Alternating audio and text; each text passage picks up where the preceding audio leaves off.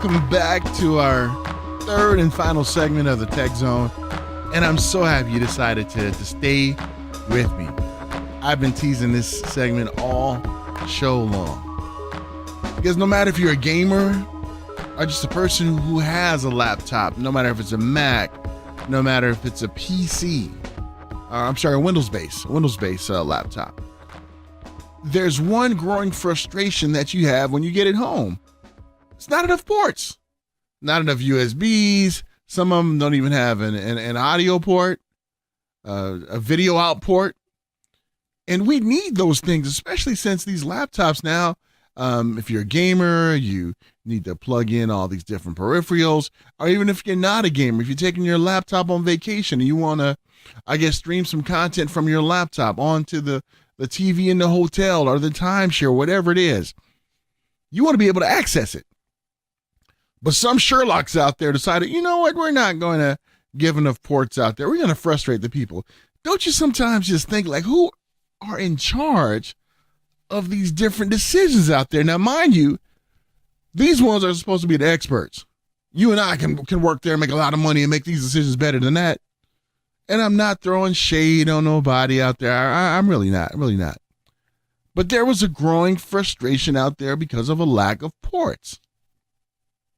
But are we so happy that there are companies out there who are helping us to deal with that frustration? If you think back to my interview I did with Larry O'Connor, who is the founder and CEO of Otherworld Computing. Had him on while I was at CES Week. We did a live interview with him via YouTube and Facebook, and then we aired a segment when I got back from CES. Larry revealed to me during that, and to all of us during the interview, about something they were working on to help us out with the frustration of not having enough ports, charging our laptops, no matter if it's Mac, no matter if it's a PC laptop, if it has a Thunderbolt dock. Now, the newer devices, the laptops, the MacBooks, they have the Thunderbolt. And that Thunderbolt unlocks a whole new world. I hear a song coming, Sean. I hear a song coming. A whole new world of PCs and Mac and having do what you wanted to do. I'm silly, I know it. But I decided to have Larry join me this segment and talk about this device. And this device got recognized at the NAB show, Best in Show. Let's welcome Larry on to talk about this device and how it can help you and I with our frustration of not having enough ports, whether we have a MacBook or a PC laptop. Joining me right now is the founder and president of OWC Otherworld Computing, my man, Larry O'Connor. Larry, what's going on, buddy? How you doing? Hey, lots of great stuff. How about yourself, Paul? I'm doing fantastic, my friend.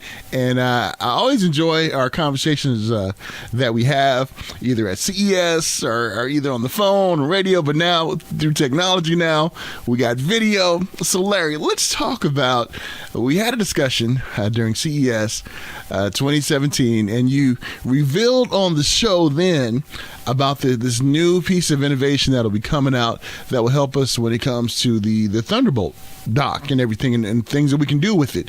And what happened a few weeks ago at NAB, you guys won a Best of Show Awards about that. So let's talk about that, Larry. The Thunderbolt 3 dock, yes. And all these great new computers, they're faster, they're slimmer, they're lighter, but then they have no ports.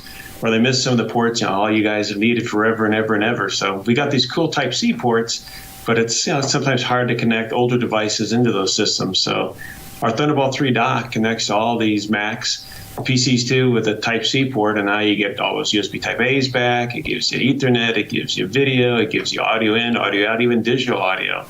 Now even FireWire for folks that have FireWire devices. And there's some really important FireWire audio stuff still that's quite, I'd say up to level today. Expensive gear that's worth every penny. And the dock, one cable, one connection powers your system, so you don't need that external power adapter either, and keeps everything you've got already love connected and and on your system.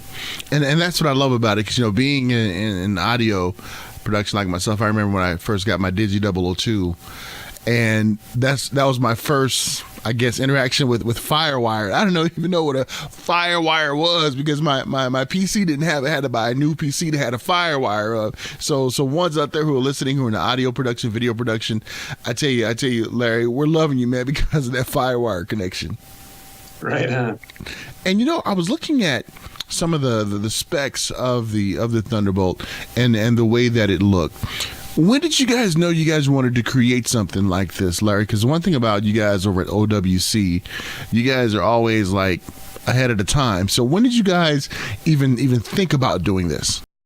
We conceived the first dock back in 2011. It would be 2014 when we'd actually ship it, and that had to do with changes that were happening in what was shipping standard on systems. But the first time we became aware of what the future was going to hold, and that was a lot less ports, but a lot of folks with again a huge array of great stuff that still need to be connected. We started on our Thunderbolt dock development. We have the Thunderbolt 2 dock, which has been shipping since basically end of 2013, early 2014. That product is still considered the best Thunderbolt 2 dock on the market today. With Thunderbolt and 3 and Type-C, we could take it up another level, take the performance up, take advantage of what Thunderbolt 3 and Type-C has to offer, and keep that legacy going. And Larry, let's talk about again what we talked about in the beginning when you said why you guys wanted to create this, because the new laptops and everything, they don't have a lot of ports. They don't even have CD-ROM now. So for ones who are listening out there who may be getting ready to purchase that new laptop or that desktop or that Mac, why is it so important for them to think in the future sense that, okay, I need to make sure I have enough ports, enough docks? Why does a person need all of that? Well, we have backup drives. We've got thumb drives. You may have an external video card. You may have a hardwired network. I mean, wireless is everywhere, but that doesn't mean that people don't want to have a high-speed plug-and-play Ethernet connection.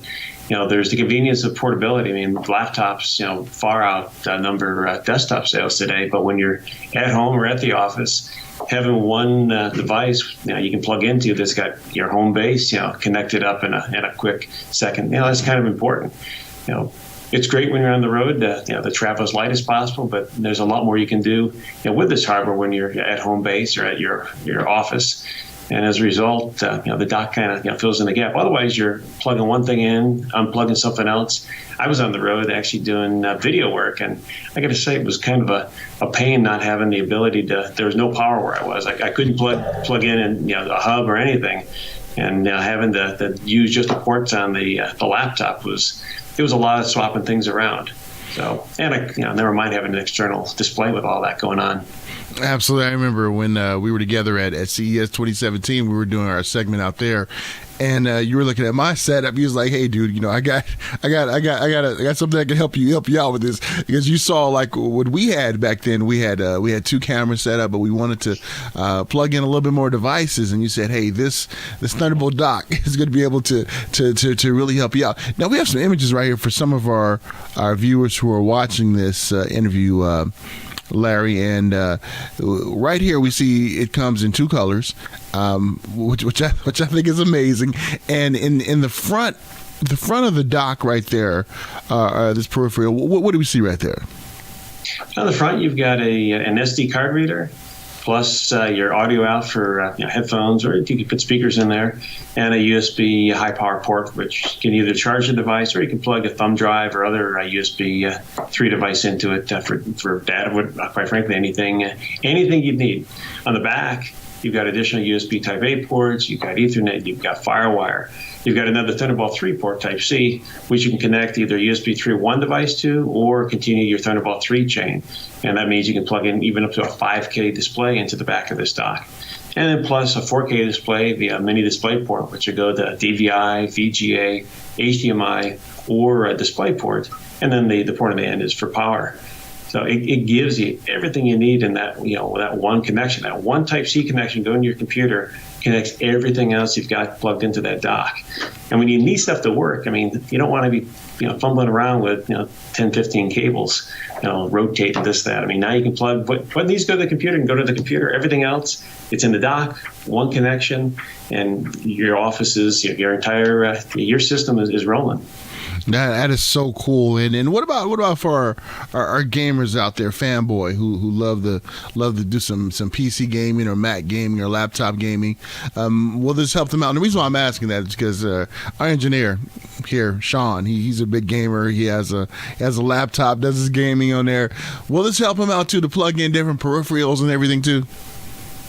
That certainly gives him a reliable connection without lag. Through a really solid interface for those mice, for those high-performance keyboards. Plug in your, put in your headphones. Heck, some of these computers don't even have, jacks to do the headphone and headset stuff. So, and of course, there's digital audio out if you really want to go to, if you need that surround sound and such. So, I don't know how much it's going to help the gaming. I mean, that probably comes down to how well you play, but nonetheless. You have less excuses. That's true. So Sean, you hear that? You got to step your gaming up now. Your gaming skills. So what Larry and them did, they made it so you can plug in a lot of peripherals and make it sound good and everything. So you got to step your game up. That's what you have to do right there. And Larry, I remember at CES 2 we talked about the new Macs laptops that are coming, the MacBooks. And there was something that they weren't going to have this time that they had in the future, and how your company was, again, innovative in thinking and saying, hey, we need to make sure we create these things for ones who are getting Macs so they can do these upgrades and everything like that. Can you share a little bit about that with us? Yeah, sure. I mean, there's a lot of things they don't have. The new Macs have only Type-C ports. They don't even have an SD card reader, which is kind of surprising, but one thing that Macs haven't had it's been just internal upgradability. We launched our OWC Deck product, which is a thin add-on that actually attaches to the bottom of the new MacBook Pro 2016s and gives you additional internal storage and the ability to swap that storage. So you have the flexibility and the, for all practical purposes, the self-serviceability. If you want to add storage, up to 4 terabytes today, and down the road you can swap that out for potentially 8, 12, 16 terabytes as technology moves on, as densities move up on both hard drives and SSDs. Plus, it brings back the different ports. But for me, it's really important to have internal storage. If something goes wrong with your laptop, a neighbor spills water on it. I mean, some fluky thing happens that causes an issue, and you've got work that hasn't yet been transferred off that machine or backed up somehow. The storage in today's MacBook Pros is all soldered. Getting that data back is a very expensive, difficult process. If you have additional storage in your system, now you can have live redundancy again. You have those ongoing backups, have even mirroring of the main drive, plus additional storage so that you don't have to overspend on an SSD. You can have, for all purposes, lower cost auxiliary storage in our deck. For the videos, for the things that don't need an SSD. Why spend $2,000 to get 2 terabytes, as opposed to throw 1 terabyte drive on our solution for under 100. Now you've got a backup. Let's just say you've got your archive or your space for your videos, for your photos, for things that again don't necessarily need SSD speed. You can put an SSD in the deck and use that as even a live backup that you can boot from if something ever happened to the drive in your Mac, or something happens to your MacBook Pro where it stops functioning. Now you've got those drives that come out with all your data. You're not kicked back to a true backup archive that could take hours to recover from and may not have your latest stuff. So we're trying to make sure people have all the options in the field. We think the new MacBook Pros are really slick. I mean, they're Apple's lightest computers ever, but they're potentially a little bit light for a pro user. Somebody who's traveling a lot, I'll just say this. I remember the last time I was on a long trip, done work for about 3.5 hours of what was over 4-hour flight at that particular time, and somebody did spill water on my laptop. Oh no! First thing I was thinking about, while I flipped it upside down and took every step, shut it down, flipped it upside down. I was hoping for the best, and everything worked out. But I knew at that time, when I got on the ground, if my laptop was cooked, I would be able to take the drive out, put it into another laptop, and continue right where I left off. With today's book, stock as it ships, that happens and the machine doesn't come back up. you're done. Whatever work you did is gone. Whatever wasn't backed up before you took off on your flight, it's gone, or it's extremely expensive to even have the possibility of recovery since it's soldered inside on that machine. And in fact, even taking those machines apart is a rather destructive process. So, little details. And probably the first thing went through your mind too. I do not want to catch a case on this plane. I have to keep my cool. Somebody damaged my laptop. I know when it comes to my electronics, man, I'm really touchy about that because it's our livelihood. It's it's a lot of things in there that we have. So I'm so happy that you guys are addressing that with the innovation that you have. And Larry, just a question as far as the industry is concerned. I know big on Mac. I know you swear by Mac, and it's a really good product. Do you think that some PC laptops now are kind of catching up with Mac, or is it still that wide gap when it comes to performance? Well, as much as I hate this, but this way, at the moment, arguably, in fact, not even arguably, I mean, honestly, in a lot of respects, you can get more performance from a hardware standpoint out of just about any current PC laptop. Certainly when you compare dollar for dollar. But a lot of folks, even though they're still running Apple, the Apple OS, they in certain cases are circumventing the system and running it on PC hardware just because of of what's currently being offered on the Mac side. Where Apple has an advantage is an OS that certainly gives you less issue, less trouble. The OS itself is still arguably higher performance than Windows. So while you don't necessarily have some of the hardware advantage, you definitely have on the PC side. For a lot of applications, it runs better on Mac hardware. The other aspect would be, and I say this across the board, Apple builds its hardware to last. One of the reasons we enjoy doing these upgrades, enjoy doing the different solutions we do for Mac. Because a Mac that's even a Mac that's 7 years old today still runs the latest Apple OS, still runs it really well. And with a couple upgrades, they don't cost very much. It's a very productive machine that, quite frankly, when you do upgrade it, it feels like new. The way architectures have changed and the way Apple has always built their systems to really have that robust design and capability. It may not be the fastest machine out of the gate in the present day, but it maintains its speed. The OS is well integrated with Apple's hardware. So it's the entire package that gives Apple what I say is still an advantage today. Windows is catching up, but it's Apple's game to lose, and I'm hoping for some really exciting hardware from Apple later this year, and I'm definitely hoping for the best when we see the new Mac Pros that they've promised us next year. Absolutely. I know for many years Larry's been trying to get me to go over to the dark side of the force with Mac, and one of these days you're gonna get me, Larry. Why? I got a feeling you're gonna woo me over to the dark side. No, I'm just joking. Dark side. Yeah, you said that's the light side. PC is the dark side, right? Absolutely. I have to say, for a long time, I'll just put it this way: you use what you need to use. Whatever is best for you getting your job done. That's what folks use, and on the gaming side, PC's still got a big advantage. And for a lot of production, especially on the audio, the radio side, you have it works. If it works, hey, why change it? On the Apple side, I'd say Apple's got really good integration with their software, into their hardware, and there's stuff on Mac for video, for audio production work that it's just unparalleled. It's it has kind of been tough lately because the pros, they need a little bit more, and when you start to get too far behind on the hardware curve, suddenly you're willing to compromise on some of the niceties, some of the things that I still would argue give Apple the advantage. That's true. Well said. And I want to spend a few moments talking about you and your journey. Like I said, we've known each other for several years. I interviewed you a number of times, and one thing that really impresses me about your journey is that how OWC was started just a one man business in 1988, and to see where it has grown today, Larry. Your journey. Did you ever think that the journey wouldn't last as long as it has lasted with over 28 years in the business and in the game? Talk us through that journey of being an entrepreneur, a CEO and a founder, and just continuing to stay the course and being successful. We're here, because of our customers. We're here for our customers, and quite frankly, as long as we have solutions that folks need, as long as we have the vision to be engineering and developing the stuff that's going to make people's technology experience better, that carries us forward. The biggest challenge of growing is having more people. I say in the team, and we've got it's a family. It's certainly a growing team, and it's we have high standards to begin with, and it's the most challenging thing. It's easy I think in a lot of respects to work with technology, build technology, compared to making sure that all the folks are on the same page, share the vision, and understand how we've gotten here. So it's something that we, as a culture, I think we've done a really good job with.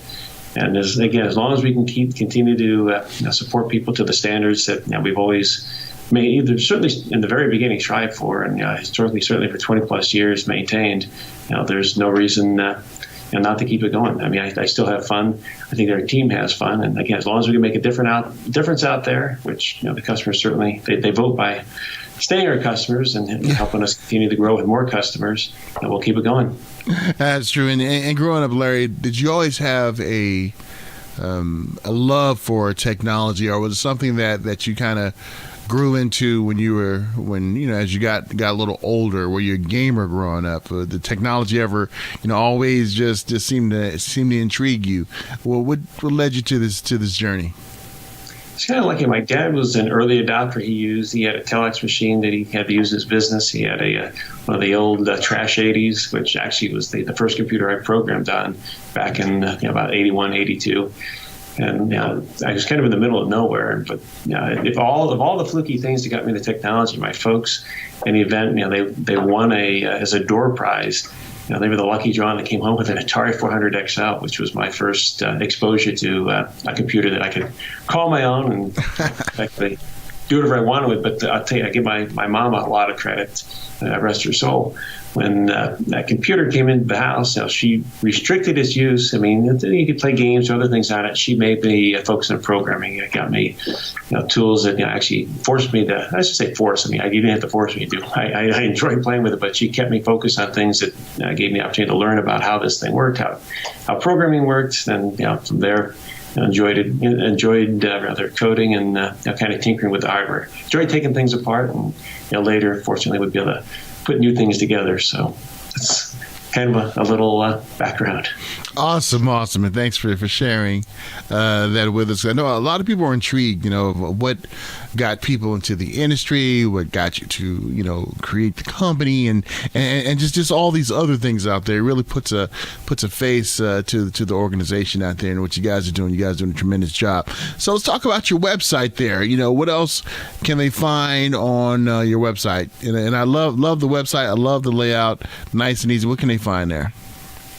I can find all sorts of great stuff. We have solid-state drives. We've got external storage, USB 3, Firewire, Thunderbolt, Thunderbolt 2, Thunderbolt 3. And we've got, of course, we have the docks for connectivity. We've got kits that let folks upgrade systems that otherwise can be very difficult or expensive to do so. We have an numeric keypad. We have, I'll tell you, when you come into OWCdigital.com or MacSales.com, we have just about everything possible to take your system further, to add enhancement capability to it. Whether it's a brand new Mac, a brand new PC, or something from 5 years, even 10 years ago, we have the upgrades and the components that effectively can take it further. And then we've got the storage solutions. If you're an audio video, to say editor, or just somebody with a lot of drone footage or GoPro footage, we've also got really high-speed storage for the whole multitude of systems that makes editing and production work a breeze. I mean, major motion pictures are produced with our stuff. Wow! And it's but it's at a scale and at a level of affordability that whether you're independent or you got a big crew around you, we got the gear. It's built for you to go and then do what you need to do. Awesome. And why is that so important, Larry, when it comes to storing your digital and and your video? Why is it so important? Because we know that more and more people are becoming content creators now. They are storing these video files and everything. Why is it important to have a separate place to store them rather than your hard drive? I'm asking for myself right now. Sure. Well, it's about redundancy. I mean, an internal drive is obviously a single point of failure. Backing up, that kind of media with a traditional backup, solution is less than ideal. I mean, if you're really, serious in media production, you want 3 copies of everything.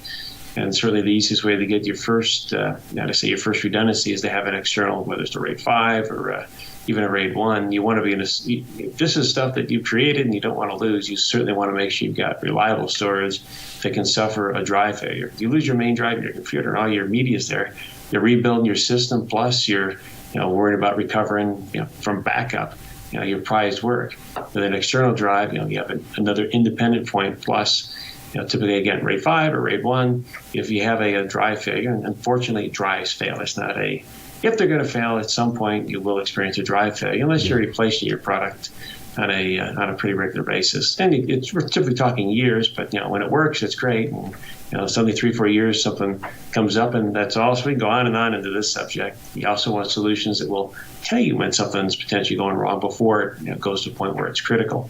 But having a drive with redundancy is, if your primary ingest or a save point. You want a fast drive, you probably want something with RAID 0 or SSDs if you're doing editing, and you want really another drive after that, the work that's done, and then anything you want to keep that's the raw original, another copy ought to exist on that side of the equation as well. You can't, this is stuff once you capture it, once you're out there, trying to capture it again is, well, in most cases, impossible. That is so true. And let's talk about the correct amount of RAM to have in your devices, your laptop or in your desktop. Let's say somebody is just strictly a gamer. What is the recommendation that you would give for ones like that, Larry? Strictly a gamer. Today's games, I pretty much use every megabyte, every gigabyte you can give them. So there's no the only correct answer for most applications is as much as possible. And you should be cognizant that today, certainly all of Apple's systems, with the exception of their high-end iMac, the 27-inch, and the Mac Pro, if you look at a Mac Mini, a MacBook, or a MacBook Pro, these all have soldered memory today. And everything after about 2012 is soldered. So you only get one chance to buy the right amount of memory. And in my humble opinion, the right amount of memory is whatever maximum memory that system is offering. On the PC side, a lot of PCs makers have followed Apple's lead, and they've been soldering memory. Not everybody, but check to see that memory side. The memory side, the right amount of memory is whatever the maximum is, because at some point you're going to want more memory. Right. That's the biggest bottleneck you ever encounter. And if it's soldered and you can't fix that, it really stinks when you have a system that in every other way is great, or you could plug in an external GPU into it and make it brand new again for a few $100, but I don't have enough memory, so no matter what I do, I'm still bottlenecked here, and I got to buy new. So as much memory as possible is typically the case. It's word processing and web browsing and such like that. 4 gigs or 8 gigs is enough, but for anything else where you're doing anything that requires a little bit of horsepower, whether it's video, we're going to make Excel sheets, photo editing, even just using photo applications that want to kind of cache those thumbnails and such as you're scrolling and working. As much memory as possible. Memory is very inexpensive for the performance benefit it gives you. So more is better. Oh, thank you so much. And something tells me that you guys are going to come up with a solution that's going to kind of help us get a work between that soldered memory. I got a feeling my Jedi powers is foreseeing that's going to happen, Larry. I think so. We have some ideas. There are some opportunities, but until those are proven out, it's your best course is still going to maximize that memory right out of the gate. Now for storage, that's different. We're talking about physical memory for running applications. For storage, you kind of want to have that balance of what am I going to need to have on the road, what's going to be good for the long term, and what makes sense budget-wise, especially with most of these manufacturers, again, like following Apple's game and moving to solid state. Solid state is really expensive today compared to what a drive costs. And they, again, going from a 256 up to 2 terabytes of solid state can cost a couple $1,000s today, depending upon the manufacturer option. That will be a lot less in the future, or for the same money, you get twice the storage. So it's a real tough balance there where it's soldered, but it comes down to what do I need on the road, what can I get by with external, and do I even need to buy a new system? Can I wait till? You're not really waiting. In some cases, you're not waiting for faster processors. You're waiting for the next iteration to see a new refresh in what flash costs, because it's gone up over the last year because of an interesting shortage situation. That'll resolve itself, and certainly by more or less this time next year, we should see flash back on a good downward slope. And I might add, this company got started because memory prices had gone up because of a shortage caused by an earthquake overseas. everybody raised their price, and then nobody brought their pricing down. And I kind of thought it was an injustice. This product, what memory was costing back in 88, 89 versus what it really should have been selling for. And add to that, it was a really expensive process to have your memory installed by a professional. And we could pull back those. Well, I could pull back that curtain, show people it's about a 5-minute process, and help them do it at home. And that was the very first upgrade solution we offered. Awesome. Memory is still relevant today. Well, we're glad that you did, Larry, because as a consumer, we definitely appreciate that. And before we let you go again, give out that information how ones can grab some of these great products and get that Thunderbolt Dock 3. Did I say it correct? Thunderbolt 3 Dock, yes, sir. All right. How can they go ahead and get that? Hey, invite you to check out OWCdigital.com.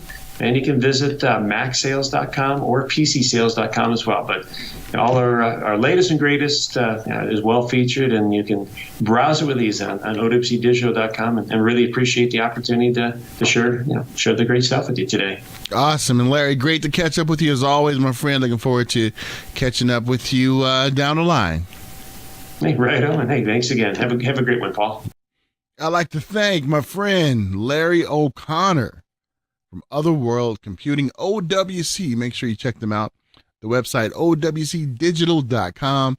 Get you one of those Thunderbolt 3 dock. I'm going to get me one because I need one when I'm out in the field doing video content. And I'm telling you, even if you're not doing this professionally, this is something you want to get. I mean, it will make your life so much easier. Yes, it will. Sean, you're going to get you one too, right? Yeah, Sean's nodding his head. Yes. Well, this is the end of our show, and we thank you so much for joining us. If you missed any of the segments, you can always go to my website, paulamadeouslane.com.